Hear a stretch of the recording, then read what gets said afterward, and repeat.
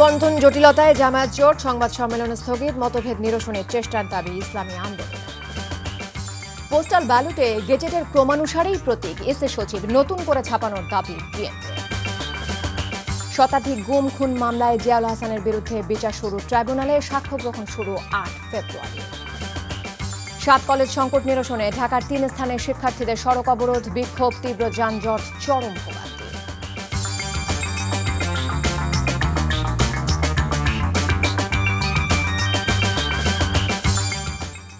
আসসালামু আলাইকুম, তাসরিমা নাহিদ আমন্ত্রণ জানাচ্ছি এনটিভির সন্ধ্যার খবরে। ক্রাউন সিমেন্ট শিরোনাম দেখছিলেন। দর্শক, বিশ্বকাপ ট্রফি কাছ থেকে দেখার সুযোগ পেল বাংলাদেশের ক্রীড়াপ্রেমীরা। দেখা মিলবে 2002 বিশ্বকাপ জয়ী ব্রাজিলিয়ান মিডফিল্ডার গিলবার্তো সিলভার সাথেও। এ নিয়ে থাকছে একটি রিপোর্ট।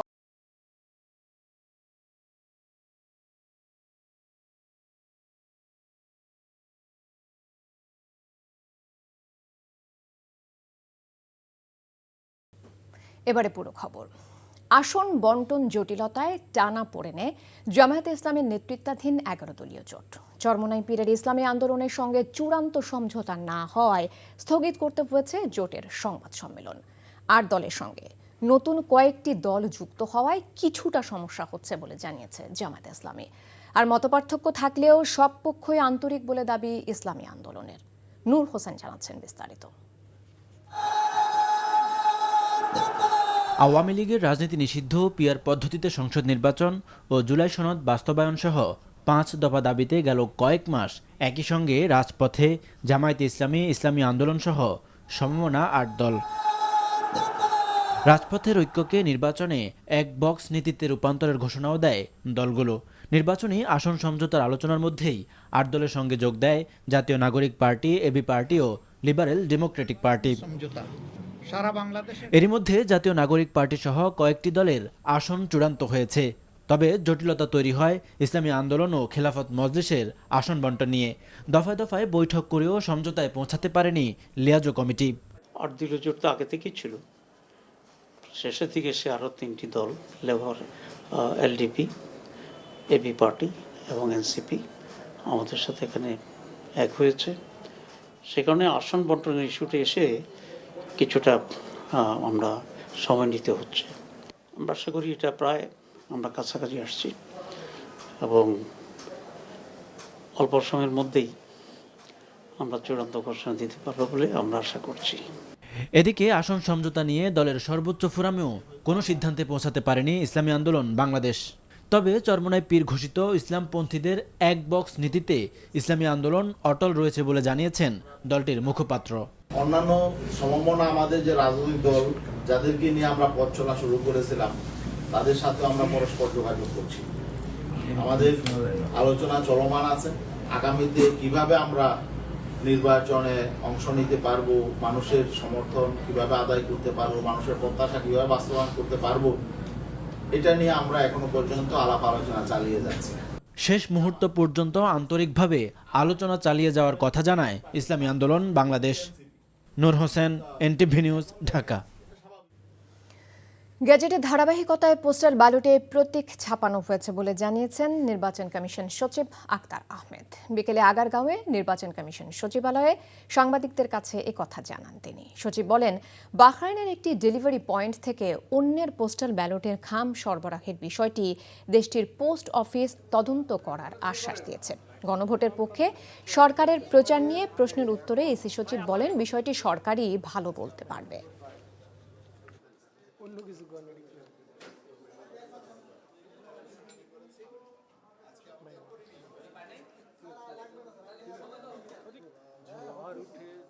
বাংলাদেশ ডাক বিভাগের মাধ্যমে আমরা পোস্টাল ব্যালটগুলো পাঠাচ্ছি। মধ্যপ্রাচ্যের এবং বেশ কিছু দেশের পোস্টাল সিস্টেম এক একটা দেশের বিভিন্ন ক্ষেত্রে বিভিন্ন রকমের। বাহরাইনের ক্ষেত্রে যেটা হয়েছে যে ওখানে 160টা ব্যালট আমাদের কাছে যে হিসাবটা পাওয়া গেছে সেটা কোনো এক জায়গায় আপনার বক্সে আপনার দিয়ে দেওয়া হয়েছে।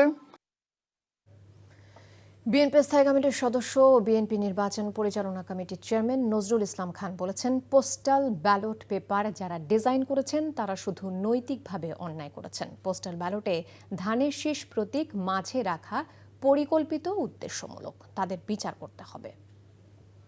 সবার আগে আমাদের দাবি ছিল এটা বিএনপির, যে আমরা প্রবাসীদের ভোটের অধিকার চাই। সেটা আমরা বলেছি সরকারের কাছে, এবং শেষ পর্যন্ত নির্বাচন কমিশন এটাতে এগ্রি করেছে। কিভাবে এটা করা যায় এই নিয়ে অনেক আলোচনার পর স্থির হয়েছে যে পোস্টাল ব্যালটের মাধ্যমে এই সুযোগটা নিশ্চিত করা হোক। দেশে প্রথমবারের মতো পোস্টাল ব্যালটে ভোট দিতে পারবেন প্রায় 15 লাখ ভোটার। বিদেশে বসেও এবার ভোট দেবার সুযোগ পাচ্ছেন প্রবাসী বাংলাদেশিরা। এরই মধ্যে 148টি দেশে পাঠানো হয়েছে পোস্টাল ব্যালট পেপার। নির্বাচন কমিশন বলছে 12ই ফেব্রুয়ারির আগেই পোস্টাল ভোট হাতে পাওয়া সম্ভব। এ সকল প্রক্রিয়া নির্বিঘ্নে এগিয়ে নিতে ডাক বিভাগের তৎপরতা বেড়েছে। তবে সময় মতো প্রবাসীদের ভোট গোপনীয়তার সাথে দেশে পৌঁছানো নিয়ে শঙ্কা আছে বলেও মনে করেন অনেকে। নাজিবুর রহমান জানাচ্ছেন বিস্তারিত। এবারের জাতীয় নির্বাচনে অন্যতম সংযোজন পোস্টাল ভোট। বহু প্রতীক্ষার পর প্রবাসে বসে জাতীয় নির্বাচনে অংশ নিতে যাচ্ছেন প্রায় 7 লাখ ভোটার।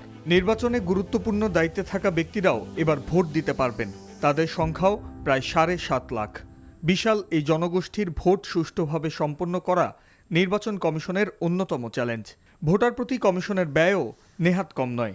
15 লাখের বেশি পোস্টাল ভোটারের পেছনে জনপ্রতি 700 টাকা খরচ করছে তারা। এবারই প্রথম জাতীয় নির্বাচনে ভোটের সাথে যোগ হয়েছে গণভোট। গোপনীয়তা বজায় রেখে সঠিক নিয়ম অনুসরণ করা না গেলে ভেস্তে যেতে পারে পোস্টাল ব্যালটের ভোট। প্রবাসীরা ভোট দেওয়ার সুযোগ পেয়েছি, এখানে কোনো প্রতিবন্ধকতা নাই। 12 লক্ষের মধ্যে 35,000-এর আমরা নিবন্ধন করতে পেরেছি।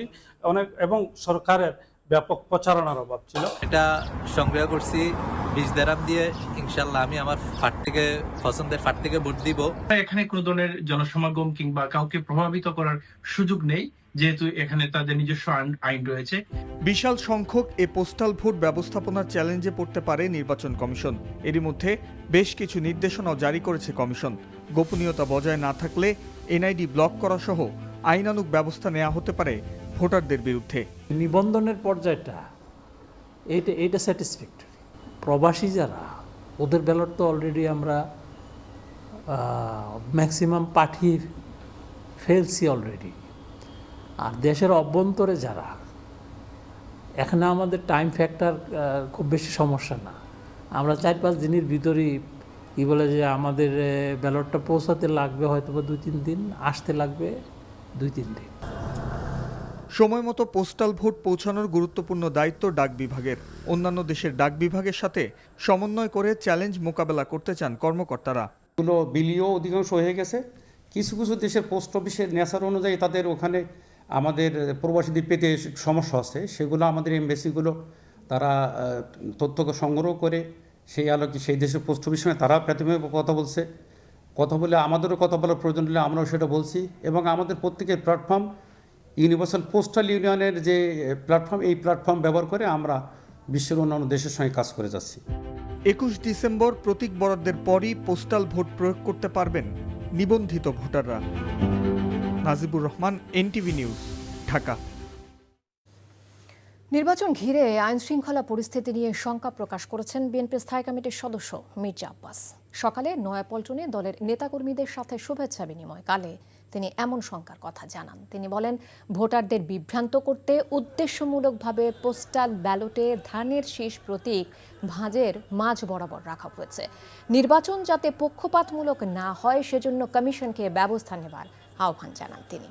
কেউ মবক্রেসি করার চেষ্টা করলে তার দায় তাকেই নিতে হবে বলে জানান মির্জা আব্বাস।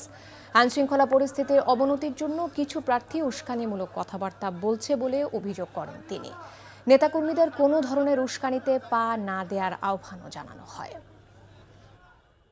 আইন শৃঙ্খলা পরিস্থিতি নিয়ে আমি নিজেও খুব শঙ্কিত, কারণ কয়েকদিন আগেও আমাদের একজন কর্মীকে হত্যা করা হয়েছে।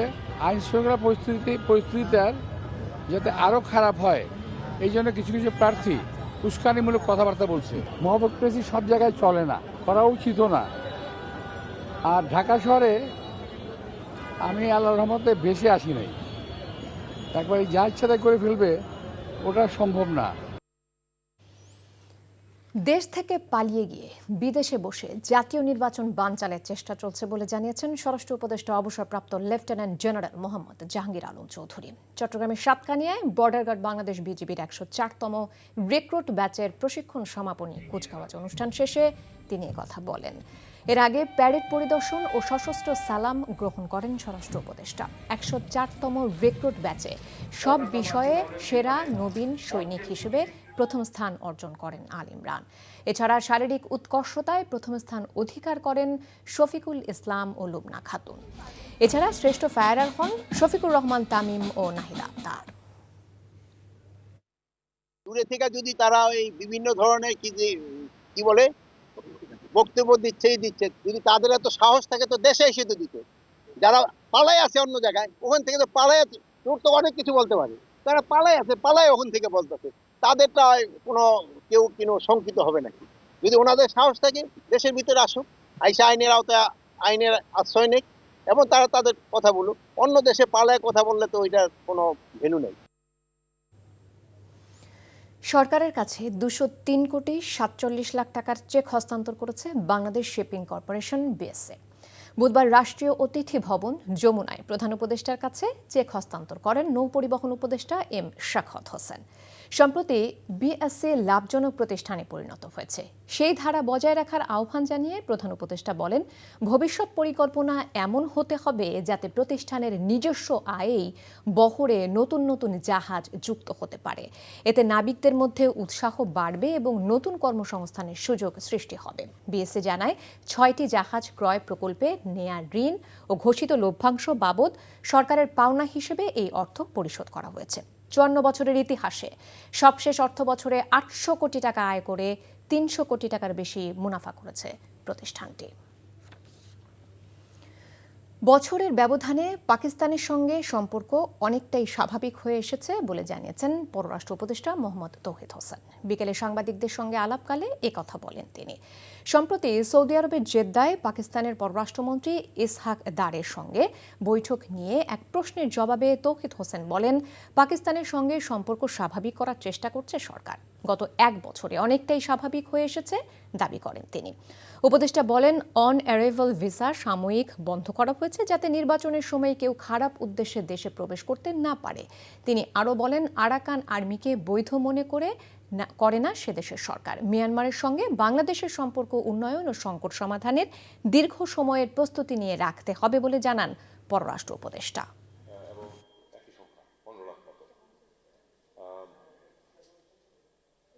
পাকিস্তানের সাথে আমাদের সম্পর্ক তো আমরা উন্নত করার চেষ্টা করছি। আপনারা জানেন যে উন্নত করার চেষ্টা করছি বলতে আমি বোঝাই স্বাভাবিক সম্পর্ক প্রতিষ্ঠার চেষ্টা চলছে, অনেকটা স্বাভাবিক হয়ে এসেছে গত 1 বছরে। নির্বাচনের সময় অনাকাঙ্ক্ষিত পরিবেশ সৃষ্টির চেষ্টা হতে পারে, অনেকেই যারা কাম্য না ঠিক তারা এসে হাজির হয়ে যেতে পারে। এই জন্য আমরা তো ভিসা বন্ধ করছি না, ভিসা নিয়ে আসুন, যে কেউ আসতে চান, যাদের পারপাস ঠিক থাকবে তাদেরকে আমরা আসতে দেবো, কিন্তু হুট করে কেউ হাজির হয়ে না যায় এই জন্য। শতাধিক ব্যক্তিকে গুমের পর হত্যার ঘটনায় সাবেক সেনা কর্মকর্তা জিয়াউল হাসানের বিরুদ্ধে অভিযোগ গঠন করেছে আন্তর্জাতিক অপরাধ ট্রাইব্যুনাল। গুমের মামলায় এই প্রথম অভিযোগ গঠন করে বিচার শুরু হলো। আজ বিচারপতি মোহাম্মদ গোলাম মর্তুজা মজুমদারের নেতৃত্বাধীন 3 সদস্যের ট্রাইব্যুনাল এই আদেশ দেন। একই সাথে আগামী 8 ফেব্রুয়ারি এই মামলায় সূচনা বক্তব্য ও সাক্ষ্য গ্রহণের জন্য দিন ধার্য করা হয়েছে। আরও জানাচ্ছেন হাসান জাবেদ। ক্ষমতাচ্যুত আওয়ামী লীগ সরকারের আমলে গুম করে 104 জনকে হত্যার অভিযোগ আনা হয় সাবেক সেনা কর্মকর্তা জিয়াউল আহসানের বিরুদ্ধে। তার বিরুদ্ধে দেয়া সুনির্দিষ্ট 3টি অভিযোগের উপর শুনানি শেষে আনুষ্ঠানিক অভিযোগ গঠন করেছে ট্রাইব্যুনাল। অভিযোগে বলা হয় 2009 থেকে 2016 সাল পর্যন্ত দেশের বিভিন্ন স্থানে শতাধিক ব্যক্তিকে গুম করার পর হত্যা করা হয়, যার নেতৃত্ব দেন র্যাবের তৎকালীন অতিরিক্ত মহাপরিচালক জিয়াউল আহসান। তথ্যপাত্র এমনকি সাবেক সেনা প্রধান ইকবাল করিম ভুইয়ার সাক্ষ্যের মাধ্যমে এসব অভিযোগ প্রমাণ করা হবে বলে জানান চিফ প্রসিকিউটর। গুমপূর্বক গুলি করে হত্যার পরে নারী ভুঁড়ি কেটে ফেলে দিয়ে সাথে ইটের ব্লক এবং সিমেন্ট বেঁধে দিয়ে সাগরে ডুবিয়ে দেওয়া, এই পুরো অপারেশনটার নাম ছিল গেস্টাপো অপারেশন। এরকম শত শত অপারেশন এই আসামি করেছেন, যার মধ্যে 104 জনের ব্যাপারে সোফার এই মামলাতে অভিযোগ দায়ের করা হয়েছে। বাকি অভিযোগগুলো এখনও তদন্তাধীন আছে, খুব সহসাই এই রিপোর্টগুলো দাখিল হবে। আসামি জিয়াউল হাসান একক আসামি হিসেবে তার বিরুদ্ধে আনুষ্ঠানিক অভিযোগ গঠন করা হয়েছে আন্তর্জাতিক অপরাধ ট্রাইব্যুনালে। আসামি পক্ষের আইনজীবী বলেন, মিথ্যা এবং ভ্রান্ত ধারণার উপর অভিযোগ দায়ের করেছে প্রসিকিউশন। জিয়াউল আহসান হত্যাকারী হলে সেনাবাহিনীতে পদোন্নতি এবং পুরস্কার কিভাবে পেলেন এমন প্রশ্ন রাখেন তিনি। প্রসিকিউশন যে ডকুমেন্টস দিয়েছে সেই ডকুমেন্টস দিয়ে আমি প্রমাণ করে দিব যেগুলো মিথ্যা। আপনারা যদি প্রসিকিউশনের ডকুমেন্টসগুলো স্ক্রুটিনি করেন, যে কোনো একজন আইনজীবী যদি স্ক্রুটিনি করে, এটা সেই বলবে, এটা আমাকে বলতে হবে না, এগুলো সম্পূর্ণ মিথ্যা।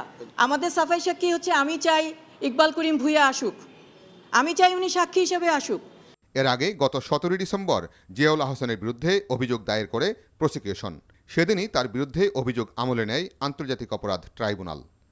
Hasan Jabed, NTV news, Dhaka. প্রস্তাবিত ঢাকা সেন্ট্রাল ইউনিভার্সিটি অধ্যাদেশ জারির দাবিতে রাজধানীর সায়েন্স ল্যাব, টেকনিক্যাল মোড় ও তাঁতিবাজার সহ বিভিন্ন এলাকায় সড়ক অবরোধ করে বিক্ষোভ করছেন সরকারি 7 কলেজের শিক্ষার্থীরা। সকাল থেকেই খণ্ড খণ্ড মিছিল নিয়ে এসব পয়েন্টে জড়ো হয়ে সড়ক অবরোধ করে বিক্ষোভ করেন তারা। এতে রাজধানীর গুরুত্বপূর্ণ এসব এলাকায় যান চলাচল বন্ধ হয়ে যায়, যার প্রভাবে তীব্র যানজটে নাকাল হতে হয়েছে নগরবাসীকে। আবির আহমেদের রিপোর্ট। স্লোগানে স্লোগানে মুখর রাজধানীর সায়েন্স ল্যাব মোড়।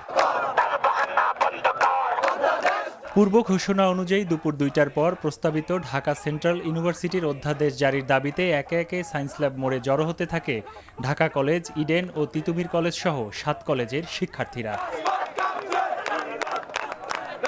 দ্রুততম সময়ের মধ্যে বিশ্ববিদ্যালয়ের অধ্যাদেশ জারি না হলে কঠোর আন্দোলনের হুঁশিয়ারি দেন শিক্ষার্থীরা। আমাদের অধ্যাদেশের কোনো আশা আমরা এই পর্যন্ত দেখছি না, সঠিক দিক নির্দেশনা নেই বলে আমরা এখানে এসেছি। ছেলে খেলা, নোটিশ খেলা বন্ধ করতে হবে। আগামীকাল ওনাদের কমিটমেন্ট অনুযায়ী আগামীকালকে অধ্যাদেশ দিতে হবে। এটা হচ্ছে সরকারের ব্যাপার, রাষ্ট্রের জনগণ ভোগান্তিতে থাকবে নাকি ভালো থাকবে, আরামে থাকবে, সরকারের ব্যাপার, এটা আমাদের নট ফ্যাক্ট ভাই। পরিস্থিতি নিয়ন্ত্রণে সকাল থেকেই সতর্ক অবস্থান নেয় আইনশৃঙ্খলা বাহিনীর সদস্যরা। তাদের পক্ষ থেকে শিক্ষার্থীদের রাস্তা ছেড়ে দিয়ে শিক্ষা প্রতিষ্ঠানে ফিরে যাওয়ার অনুরোধ জানানো হয়।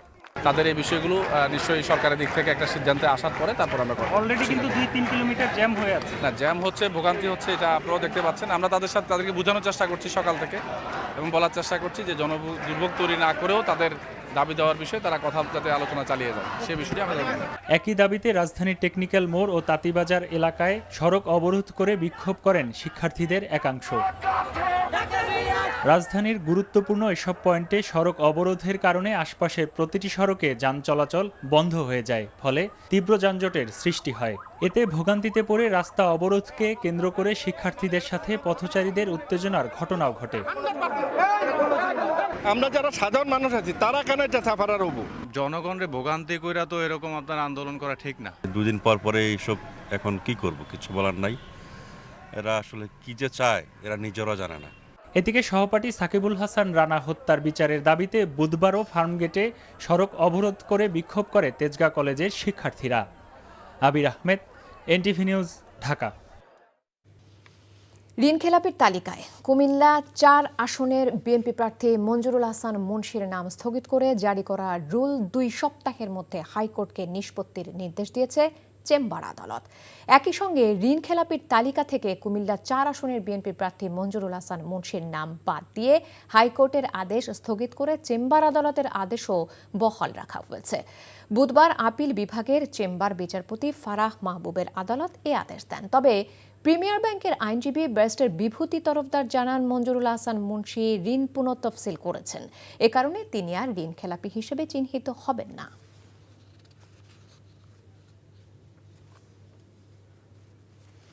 সাত মাত্রার ভূমিকম্প হলে পরিত্যক্ত শহরে পরিণত হবে রাজধানী ঢাকা, এমন শঙ্কা জানিয়ে দেশের দুর্যোগ ব্যবস্থাপনা ও পরিকল্পনাকে হতাশাজনক বলছেন বিশেষজ্ঞরা। ঢাকার সেগুনবাগিচায় আয়োজিত এক সেমিনারে তারা আরও বলেন, আবাসন ব্যবসায়ীদের সুবিধা দিতে গিয়ে ঢাকাকে মৃত্যুকূপের দিকে নিয়ে যাচ্ছে সরকারগুলো। নাজিবুর রহমানের রিপোর্ট। বাংলাদেশ ভূমিকম্প প্রবণ এলাকার অন্তর্ভুক্ত। সাম্প্রতিক সময়ে ভয়াবহ ভূমিকম্পের কবলে না পড়লেও ভবিষ্যতে যে কোনো বড় বিপর্যয়ে পড়তে পারে দেশের কয়েক লাখ মানুষ। অন্যান্য দুর্ঘটনাগুলো ঘটবে। এমন প্রাকৃতিক দুর্যোগে জীবন ও সম্পদ রক্ষায় করণীয় শীর্ষক সেমিনারের আয়োজন করা হয়। এতে অংশ নেন দেশ বিদেশের ভূতত্ত্ববিদ, নগর পরিকল্পনাবিদ ও পরিবেশবাদী সংগঠনের নেতারা। রাজধানীর নগরায়ণ পরিকল্পনার ঘাটতি তুলে ধরে বিশেষজ্ঞরা বলেন, শহরে ভবনের উচ্চতা বাড়ানোর মাধ্যমে ব্যবসায়ীদের স্বার্থ রক্ষা করছে সরকার, যা ভবিষ্যতে ভয়াবহ পরিণতি ডেকে আনবে। এই যে ডেভেলপার যারা আছে, সেই ডেভেলপারদের কি তাদের মন্ত্রণায়, কুমন্ত্রণায় যদি শব্দটা বলা হয়, কুমন্ত্রণায় রাষ্ট্র এটা করেছে। রাষ্ট্র কি এটা বোঝে না? রাষ্ট্র বোঝে, রাষ্ট্র ঠিক বোঝে। সরু রাস্তার পাশে পৃথিবীর কোথাও বড় ভবন এভাবে এলাও করা হয় না। ভূমিকম্প সহনশীল ভবন নির্মাণ নিশ্চিত করতে হবে এবং জাতীয় বিল্ডিং কোড কঠোরভাবে বাস্তবায়ন করতে হবে। প্রাকৃতিক দুর্যোগ মোকাবেলা ও তার পরবর্তী দুর্যোগ ব্যবস্থাপনার ঘাটতি সমালোচনা করেন ভূতত্ত্ববিদরা। If the earthquake happen at the 7 and above, এই ঢাকা শহরকে পরিত্যক্ত ঘোষণা করতে হবে। আমরা কি এখন ঢাকা শহর ভেঙে ফেলবো পুরোটা? Is it possible?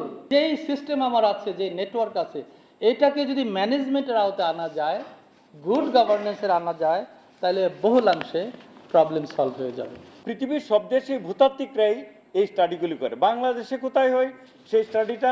আবহাওয়া অফিসে। এত বড় হাস্যস্কর জিনিস শুধু বাংলাদেশেই সম্ভব।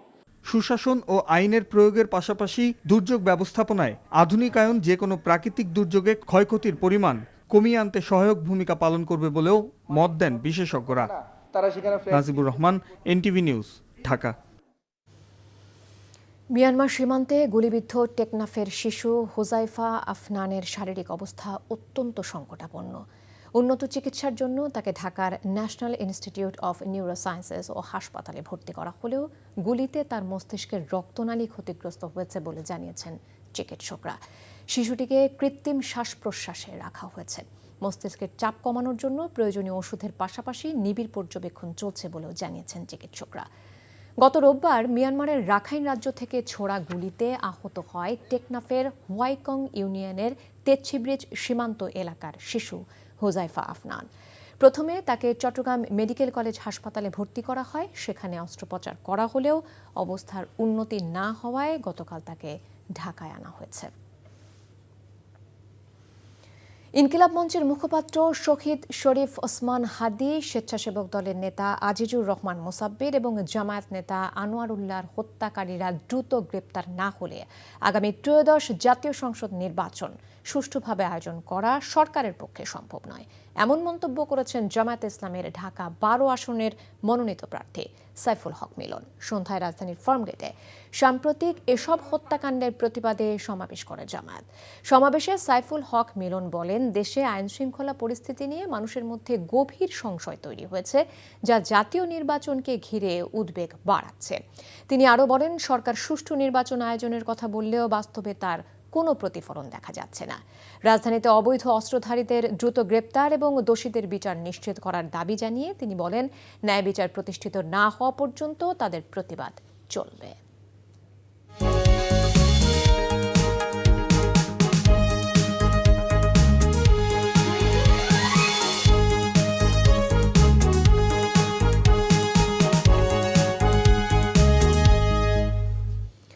নাসের সিনটেক্স গ্রুপ নির্বাচন পথে পথে। ভৌগোলিক ও অর্থনৈতিক বিবেচনায় গুরুত্বপূর্ণ জেলা কুষ্টিয়া। 4টি সংসদীয় আসনে এই জেলা বিএনপির দুর্গ হিসেবে পরিচিত।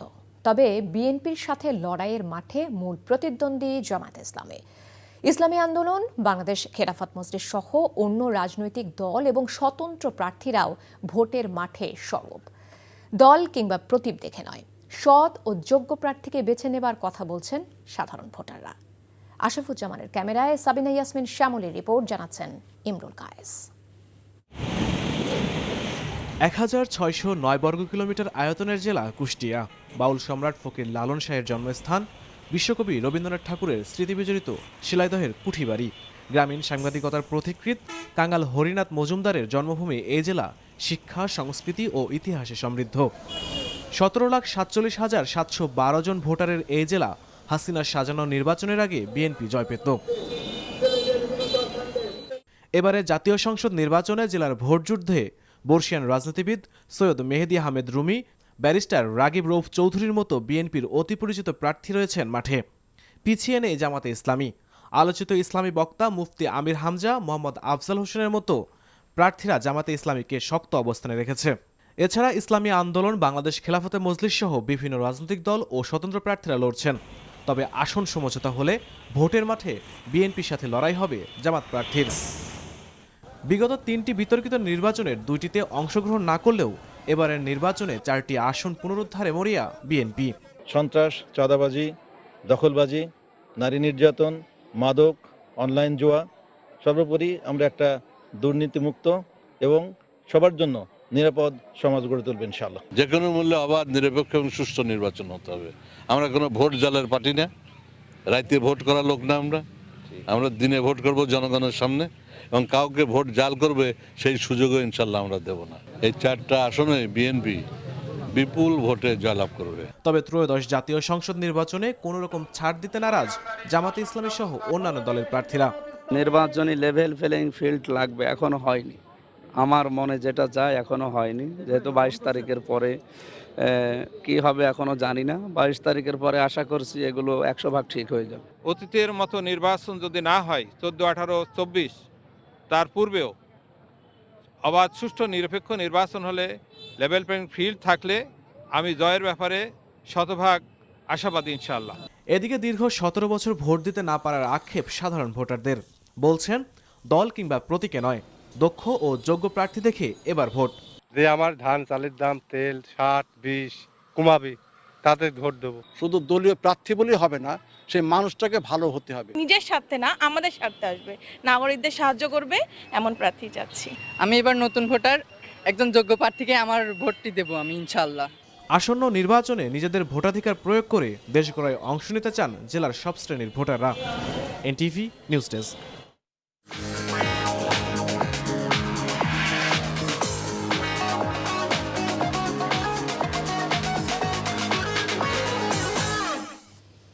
মার্কেন্টাইল ব্যাংক অর্থনীতির খবর।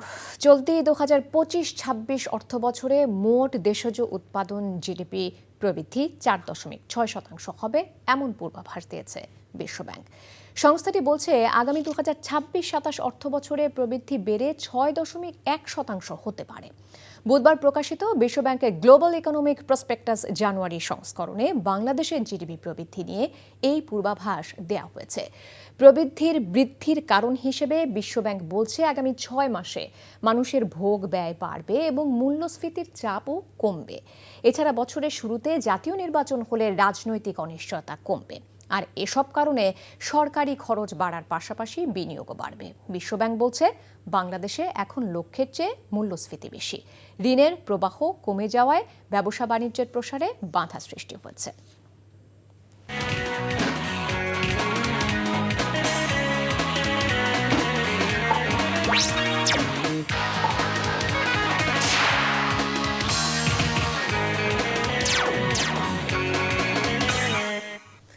ইস্পাহানি মির্জাপুর খেলার খবর।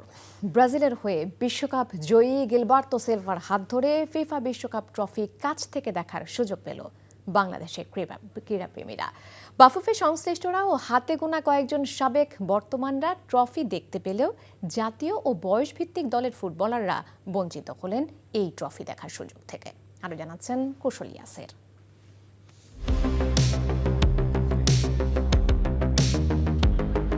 4 বছর পর আবারও বাংলাদেশে এলো 6 কেজি 175 গ্রাম সোনালী বিশ্বকাপ ট্রফি। ঢাকায় বৈশ্বিক উন্মাদনা ছড়িয়ে দিতে ট্রফি নিয়ে হাজির হন 2022 বিশ্বকাপ জয়ী Brazilian midfielder Gilberto Silva. It's a great pleasure to be here in Bangladesh, my first time here, and thank you for the very warm welcome.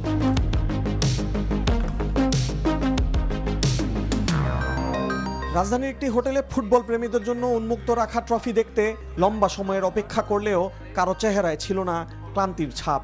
বিশ্বের 30টি দেশের 75টি গন্তব্যে প্রদর্শিত হচ্ছে ট্রফি।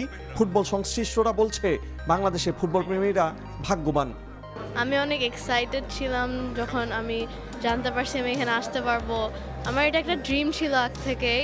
আমি যখন এটা আমার অনেক কাছ থেকে দেখলাম তখন আমার মধ্যে আলাদা একটা ফিলিং এসে বসলো। অনেক ভালো লাগলো এবং কি ছবি তুলতে আরো বেশি ভালো লেগেছে। বাংলাদেশে আসা এটা আমাদের জন্য বিশাল বড় একটা ব্যাপার। আমার মনে হয় ওয়ার্ল্ড কাপটা যদি আমরা যদি খেলতে পারতাম তাহলে মনে হয় যে পরিপূর্ণ একটা প্লেয়ার হিসেবে একটা রূপ নিতে পারতাম। ছোটবেলা থেকে খালি দেখে এসেছি, বাট কোনোদিন ভাবিনি যে এই সুযোগটা পাবো। আমার মনে হয় যে বাংলাদেশ খুব তাড়াতাড়ি ওয়ার্ল্ড কাপ মানে ফিফা ওয়ার্ল্ড কাপে কোয়ালিফাই করবে। পেলে, ম্যারাডোনা, মেসিদের সেই স্বপ্নের ট্রফিটি বাংলাদেশের ফুটবল সমর্থকরা কাছ থেকে দেখার সুযোগ পেলেও ফুটবল দলের সদস্যরা সেই সুযোগটি থেকে বঞ্চিত হলো। ট্রফি ভিউইং কিছু প্রোটোকল আছে, সেই প্রোটোকলের মধ্যে ম্যাক্সিমাম যে সময় সেটাই তারা দিয়েছে এবং তার মধ্যে থেকে অনলি 30 মিনিটস আমাদেরকে দেওয়া হয়েছে। সো সেটাকে মাথায় রেখে আমরা ওভারঅল ফুটবলার কমিটি থেকে জামাল ভুঁইয়াকে সিলেক্ট করি এবং জামাল ভুঁইয়া কিন্তু ট্রফিটাকে রিসিভ করে এয়ারপোর্টে along with the FIFA legend and few others. এবং শুধু তাই নয়, ফুটবলারদের পক্ষ থেকে তিনি কিন্তু সেখানে দুটি কথাও বলেন। সো আমার মনে হয় আমাদের ওভারঅল ফুটবলার কমিটিকে রিপ্রেজেন্ট করেছে জামাল ভুঁইয়া।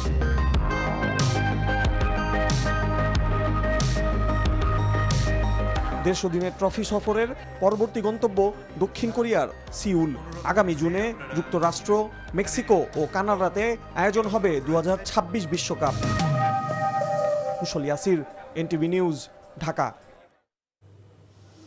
বৈশ্বিক ইভেন্টে বাংলাদেশের পারফরমেন্স নিয়ে কটাক্ষ করলেন বিসিবি পরিচালক নাজমুল ইসলাম। জানিয়েছেন বিশ্বকাপ না খেললে ক্ষতিটা ক্রিকেটারদেরই, বিসিবির ক্ষতিগ্রস্ত হবার কোনো কারণ নেই। ক্রিকেটারদের আর্থিক ক্ষতি পুষিয়ে দেয়া হবে কিনা এমন প্রশ্নের জবাবে ক্রিকেটারদের তুচ্ছ তাচ্ছিল্যই করেছেন নাজমুল ইসলাম। মমিনুর রিপন জানাচ্ছেন বিস্তারিত। ভারতে অনুষ্ঠিত হতে যাওয়া টি-20 বিশ্বকাপে বাংলাদেশ খেলবে কিনা এ নিয়ে যখন সরগরম ক্রিকেট বিশ্ব, ঠিক তখনই নিজেদের ক্রিকেটারদের নিয়েই বিস্ফোরক মন্তব্য করেছেন বিসিবি পরিচালক নাজমুল ইসলাম। দীর্ঘদিন ধরে যে ক্রিকেটাররা বাংলাদেশকে বিশ্বমঞ্চে প্রতিনিধিত্ব করছে তাদের পারফরমেন্স নিয়েই প্রশ্ন তুলেছেন তিনি। যে আমরা যে ওদের পিছে এত খরচ করতেছি, বিভিন্ন জায়গায় গিয়ে ওরা কিছুই করতে পারতেছে না, আজ পর্যন্ত আমরা একটা শিক্ষা আনতে পারছি? কোনো একটা জায়গায় আমরা কতটুকু কি করতে পারছি? আমরা তাহলে তো প্রত্যেকবারই আমরা বলতে পারি যে তোমরা খেলতে পারো নাই, তোমাদের পিছে যা খরচ করছি এটার তোমরা এবার তোমাদের কাছ থেকে আমরা নিতে থাকি, ফেরত দাও। এখন ধরেন যে বোর্ডটাই যদি না থাকে তাহলে ক্রিকেটাররা থাকবে কিনা, এই প্রশ্নের উত্তর দেন আমাকে। সাবেক অধিনায়ক তামিম ইকবালকে ভারতীয় দালাল বলে আখ্যায়িত করে আগেই সমালোচনায় এই পরিচালক। তার দাবি, বিশ্বকাপে অংশ না নিলে বিসিবির কিছুই হবে না, ক্ষতিটা শুধুই ক্রিকেটারদের। 27 সাল পর্যন্ত আমাদের রেভিনিউতে কোনো কিছু হ্যাম্পার করবে না, কারণ হচ্ছে 2022 সালে যে আইসিসির ফাইন্যান্সিয়াল মিটিং হয়েছে সেই মিটিংয়ে that has already been set. এর পরের কোনো বিশ্বকাপ বা এর পরের কোনো বাইলেটারাল সিরিজ বলি, ইন্টারন্যাশনাল বলি, সেগুলোর সাথে এটার সম্পর্ক থাকতে পারে। 2-1 দিনের মধ্যে বাংলাদেশের বিশ্বকাপ ভেন্যু বিতর্কের চূড়ান্ত সিদ্ধান্ত হতে পারে বলেও জানান তিনি। Mominur Ripon, NTV news, Dhaka. খবর শেষ করছি, যাবার আগে ক্রাউন সিমেন্ট শিরোনামগুলো আরও একবার। আসন বন্টন জটিলতায় জামায়াত জোট, সংবাদ সম্মেলন স্থগিত, মতভেদ নিরসনের চেষ্টা চলছে বলছে ইসলামী আন্দোলন। পোস্টাল ব্যালটে গ্যাজেটের ক্রমানুসারেই প্রত্যেক এসি সচিব নতুন করে ছাপানোর দাবি বিএনপি। শতাধিক গুম খুন মামলায় জিয়াউল হাসানের বিরুদ্ধে বিচার শুরু ট্রাইব্যুনালে, সাক্ষ্য গ্রহণ শুরু 8 ফেব্রুয়ারি। 7 কলেজ সংকট নিরসনে ঢাকার 3 স্থানে শিক্ষার্থীদের সড়ক অবরোধ, বিক্ষোভ, তীব্র যানজট, চরম ভোগান্তি। এই ছিল সন্ধ্যার খবরে। এই খবরের ভিডিও সহ আপডেট জানতে ভিজিট করুন এনটিভি অনলাইন www.ntvbd.com। এছাড়াও এনটিভির জনপ্রিয় সব অনুষ্ঠান ও খবরের আপডেট জানতে ভিজিট করুন আমাদের ইউটিউব ও ভেরিফাইড ফেসবুক পেজে। রাত 10:30টায় রাতের খবর দেখার আমন্ত্রণ রইল। ধন্যবাদ সবাইকে।